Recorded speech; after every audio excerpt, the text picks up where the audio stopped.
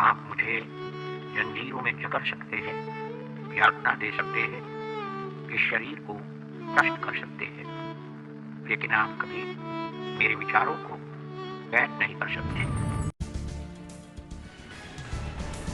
लगातार बढ़ रहे कोरोना संक्रमण के केस। देश भर में 1,31,868 लोग कोरोना संक्रमित। अब तक 3,867 लोगों ने गंवाई कोरोना से जान। महाराष्ट्र में कोरोना के मामले 47,000 के पार। ईरान को पीछे छोड़ भारत दुनिया में 10वां और एशिया का दूसरा सबसे संक्रमित देश बनने के करीब। 5 दिन से रोज आंकड़ा 5,000 के पार। दुनिया में यूरोप पहला, उत्तर अमेरिका दूसरा और एशिया तीसरा सबसे ज्यादा प्रभावित महाद्वीप।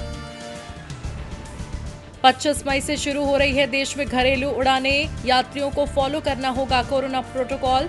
पहली फ्लाइट दिल्ली एयरपोर्ट से सोमवार को सुबह 4:30 बजे भरेगी उड़ान।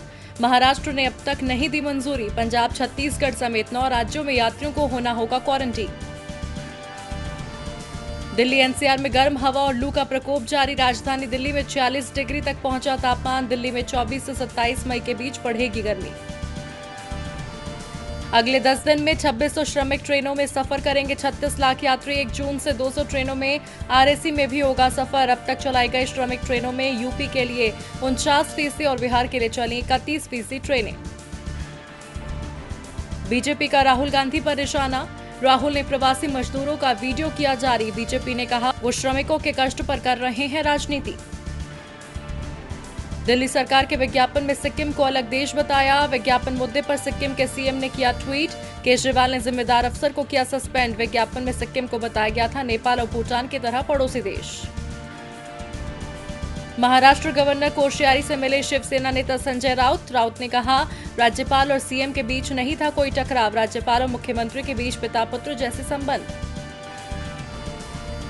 मध्य प्रदेश में भाजपा में शामिल हुए कांग्रेस कार्यकर्ता। राज्य कार्यालय में सांची विधानसभा क्षेत्र के 200 कांग्रेस कार्यकर्ताओं को पार्टी में किया गया शामिल। सीएम शिवराज सिंह चौहान की मौजूदगी में सोशल डिस्टेंसिंग की उड़ी धज्जियां। एमपी में अब तक 281 लोगों की हो चुकी है मौत। उत्तर प्रदेश के शॉपिंग मॉल्स में भी बिकेंगी शराब और बियर। योगी सरकार ने लिया बड़ा फैसला। लॉकडाउन के बीच राज्य के मॉल्स खोलने की तैयारी में योगी सरकार। कोरोना के बढ़ते प्रकोप को देखते हुए फेसबुक का बड़ा फैसला। मार्क जुकरबर्ग ने वर्क फ्रॉम होम पॉलिसी का किया समर्थन। अगले 5 से 10 सालों तक 50% कर्मचारी घर से करेंगे काम। लद्दाख सीमा पर तनाव। चीन ने पिछले हफ्ते भारतीय सैनिकों को बनाया था बंदी। पिछले 1 हफ्ते में दोनों देशों की सेनाओं के स्थानीय कमांडरों ने की 5 बैठकें। दुनिया भर में कोरोना वायरस से संक्रमितों का आंकड़ा पहुंचा 54 लाख के पार। 3,43,000 से ज्यादा लोगों ने गंवाई जान। सबसे ज्यादा अमेरिका में है कोरोना संक्रमित। H-1B वीजा से भारतीयों को दूर करने की कोशिश। अमेरिकी संसद के दोनों सदनों में बिल पेश। यूएस में पढ़े विदेशी कामगारों को तरजीह देने का प्रस्ताव।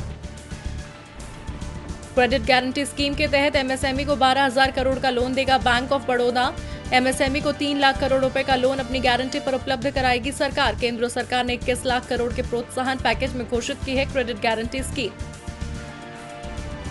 आयकर विभाग ने 16,84,000 टैक्स पेयर्स को जारी किया टैक्स रिफंड।